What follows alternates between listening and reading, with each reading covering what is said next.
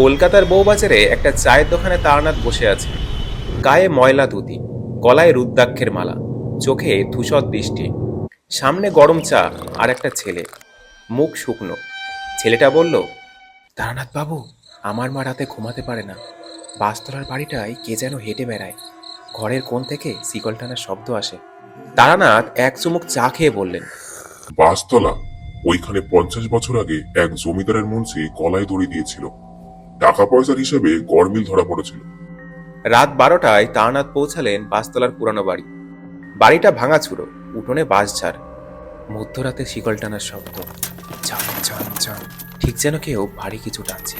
তারানাথ ধীরে ধীরে বললেন, যে মরেছে সে শান্তি পায়নি, কিন্তু যে বেঁচে আছে সেও শান্তি দেয়নি।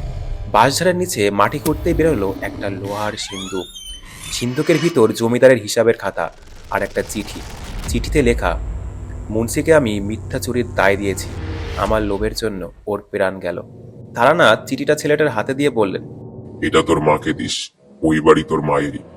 জমিদারের নাতি ওকে জোর করে তাড়াতে চেয়েছিল। মুন্সির আত্মা বাড়িটা পাহারা দিচ্ছিল। পরের দিন থেকে শিকল টানার শব্দ বন্ধ। তারানাথ আবার বউবাজারে চায়ের দোকানে ফিরে গেলেন। বললেন, ভূত কখনো অকারণে আসে না রে, অন্যায় হিসাব চাইতে আসে।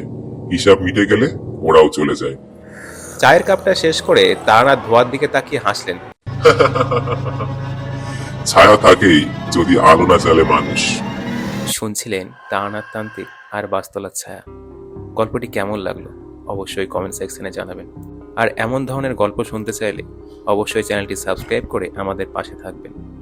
ধন্যবাদ।